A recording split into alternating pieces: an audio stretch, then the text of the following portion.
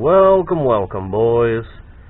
Okay, this is going to be part 3 of our battery restoration project, our science, if you will.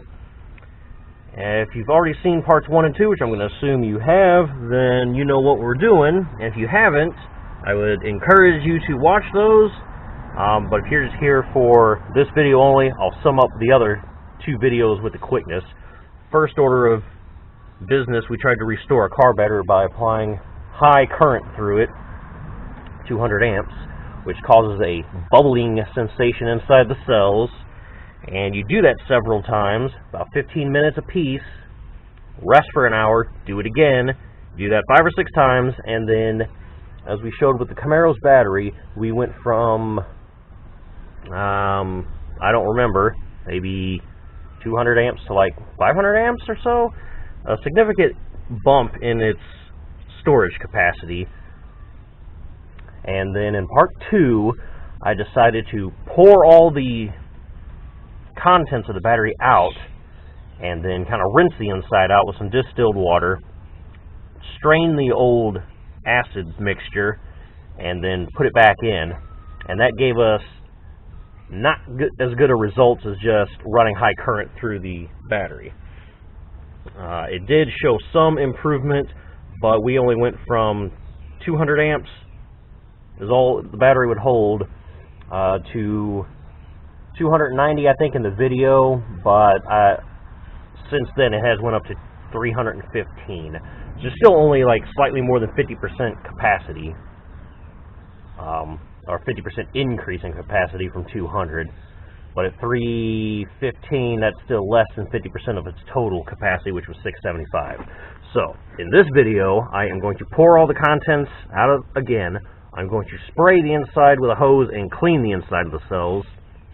Then we are going to desulfate them. Instead of running high current through them, we're going to try some baking soda and water, cause a reaction, let it sit and chill for a while, and then once any desulfation has occurred, pour the contents back out, spray the inside with hose, rinse it again, let the cells sit in distilled water, let them get all nice and, any remaining stuff that's on the cells, on the lead plates, back into that water, dump it out, and then we're going to put a mixture of distilled water and sulfuric acid back in there. The mixture should be 65% water to 35% sulfuric acid. So there's 128 ounces in a gallon. That's between 83 and 84 ounces of water, with the remaining roughly 45 ounces of acid. So that's what we're going to do. So we'll dump this out first, and then we'll start a cleaning. And that is our nasty fluid in there. So remember what that looks like, so we're going to put some clean fluid in there after we rinse out the inside of these cells with the hose.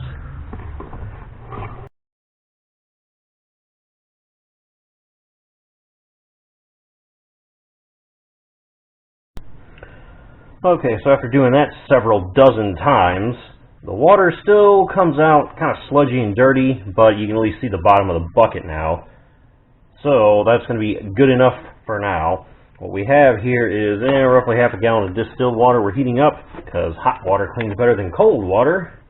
And when it gets to 160 or so, I'm going to go ahead and add some baking soda, dissolve it all, and then take this and dump it in our battery. And then hopefully we'll get a reaction, a volcanic reaction. Kind of like, that old school science project thing. But that depends on how much acid is left in the plates. So we'll see. So I guess I'll go ahead and add the baking soda now, which is kind of like regular soda, except you can't drink it. Or imagine if you did, it would taste like shit. So let's add it and dissolve it and shut it down, because it'll be probably hot enough by then. So we get in there.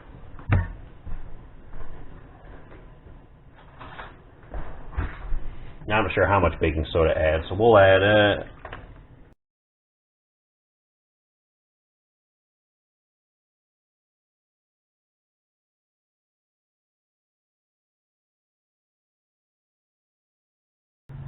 Alright, we'll top it off with the rest of distilled water, and then we'll let that sit and do its thing.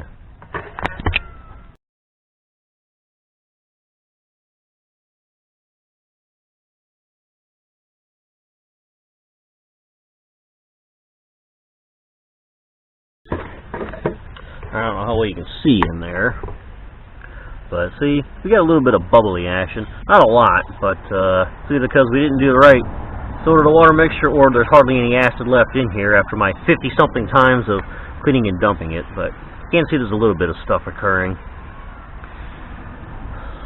So, alright, we'll let this sit and chill and do its thing for a little bit. I might actually even take it inside real quick and hook up the deal and see if you can run a current through it and see what happens. Does it bubble more?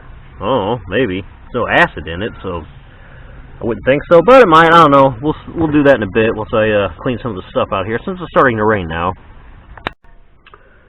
Okay, we're back in the basement, and for shits and giggles, I'm wondering, does this thing even have a charge, or what kind of results can we inspect from a battery?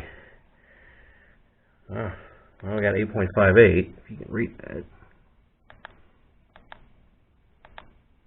So it's 8.58 volts. How many amps does it have stored in it? 0 amps. Nice. Okay, so the other question of the day is, what happens if you run a current through this? Let's find out. Alright, hopefully this thing doesn't explode on me.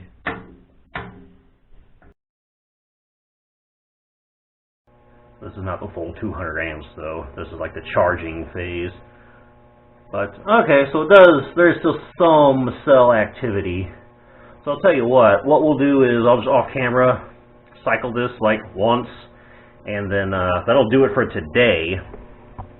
For you it'll only be a few seconds though, but we'll come back in a couple days after I dump this stuff out, rinse it off again, and then we run some actual battery acid in here, charge it, and then we'll see what happens.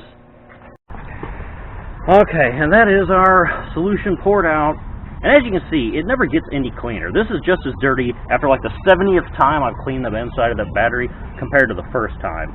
So just be aware of that, I honestly don't think if I did this another 50 times, I could still get the water that comes out of that battery clear.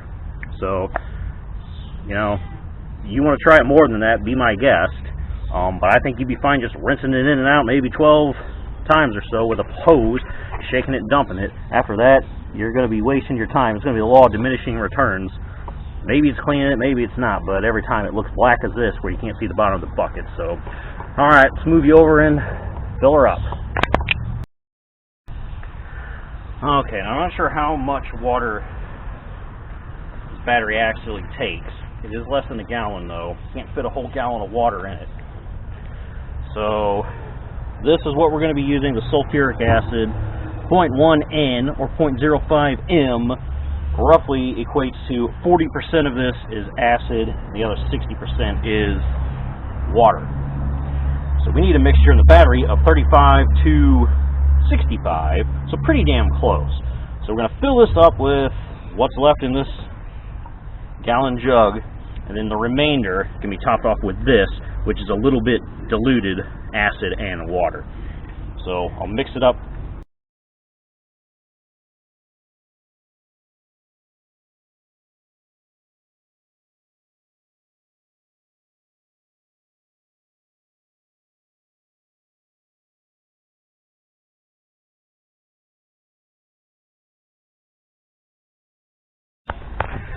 Okay, boys, and we're filled. I don't know how well you can see in there with the shit light on this cloudy day, but they are full, a little below each of these little fingers that are on the lid there. So, should be room to vent if we get a little bubbly action.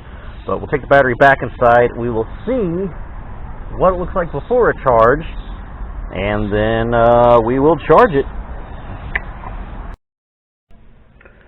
Okay, we're fresh inside. We have power, 11.4 volts.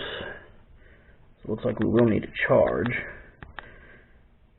how many amps do we have?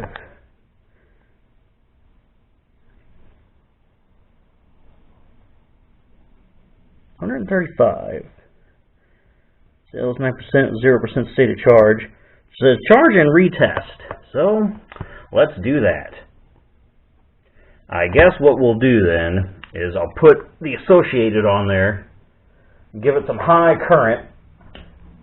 I'll do that once, test it, and after that we'll put it on the trickle charger for a day, come back and test it. And then we'll know once and for all whether this was a waste of time or not. Okay boys, so after some overnight charging and some all-day charging, it says charge maintaining. So let's see what kind of damage we can do here. What is the current state of the battery?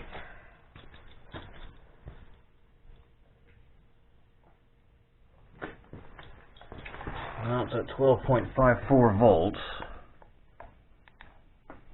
You guys can see. After charge, regular flooded, cold cranking amps, 675. And the survey says oof. Only 115 amps. We went down, and we have a shitload of resistance now, like 25 ohms of resistance. That's a lot of resistance, boys. Tell you what, we'll spend another day, maybe using the associated machine, doing the whole 15 on, hour off thing, and we'll see if that makes a difference if I do that and then apply my 8 amp charger. But if not, I'm going to call this a bust, boys, and then I'm going to say you're better off doing the Sweet Project Cars method only. But we'll cut back after I do that. Okay boys, it's been a little over a week. I've used that big associated on here to kind of charge it up, and then I also used the trickle charger for the BMW, and then I went with this old school guy. That way it's not a smart charge and I can constantly apply a charge to it. So our fluid is still in there. Well, you can see. You can kind of see in there.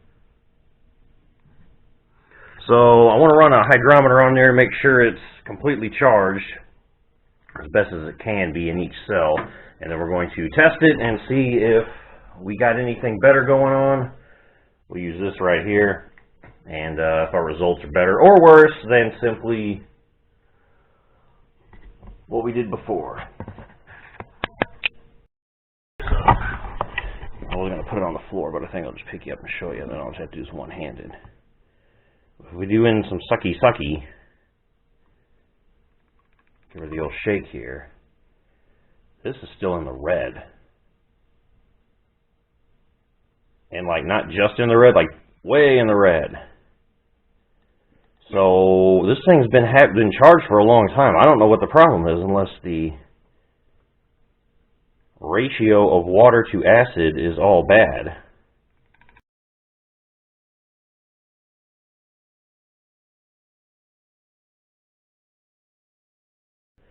Well then, I think what we've learned out of this then is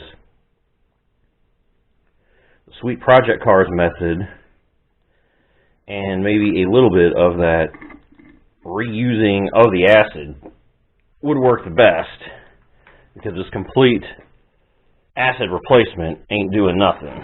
Alright, let's hook this up and see what our final results are. Yeah, see, it's been off. It's already down to 12.32. It should be like 12.6 or higher.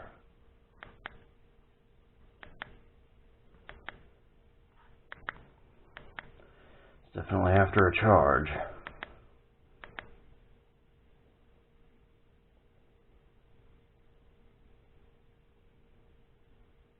Huh. We're at 110 amps, state of charge. What? 48%?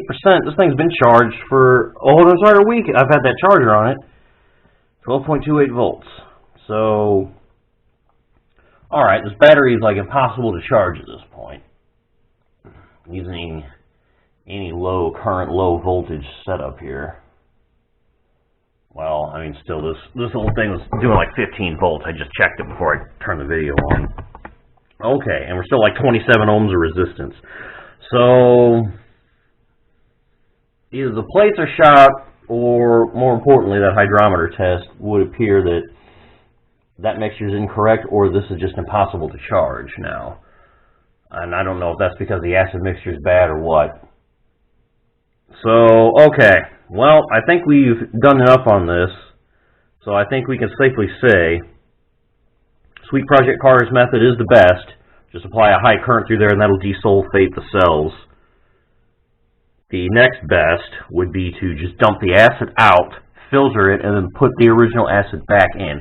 And I did discover between video 2 and 3, cotton balls actually work better.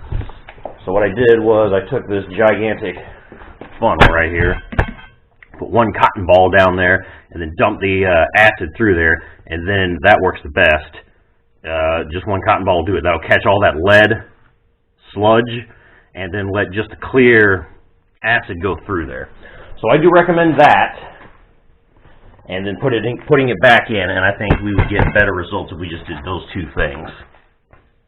But now you know, because the stuff I ordered, it's supposed to be 40% acid, which, like I said, is pretty close to what needs to be in a car battery. You just dilute with a little bit of distilled water after that, but it didn't work. Put it in there like that, no dice. So, okay, well, hopefully you've enjoyed this little 3-part video series and learned something, as I did. So, when I go to fully restore the Crown Vic or anybody else's battery, the Camaro's, which will be next, I'm just going to dump the acid out of the Camaro's battery, filter it through one cotton ball and a big filter, put it back in the battery, and then run that high current through it. And then, as you saw in that video 1, we went from like, I think 200 amps to like 500 or something. I had to go back and watch the video, I don't remember, but it was a significant improvement.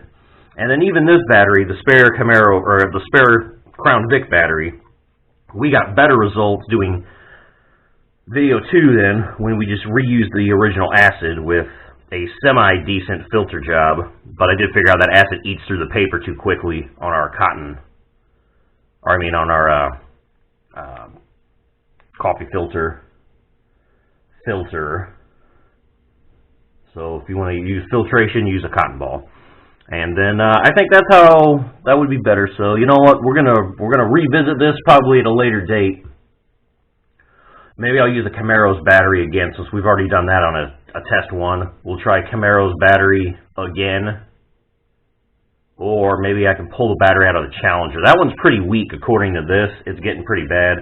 So I'll maybe do that on the Challenger's battery. We'll do a part 4 in the distant future then. I'll pull the battery out of the Challenger. And then we'll try method 2 and see if that's the definitive better version, or Sweet Project Cars is the best. But so far it's looking like his is the best version. Just leave everything the way it is, run high current, boom, shut it off after like 5 or 6 times. So alright boys, catch you in the next video. Thanks for watching. Peace.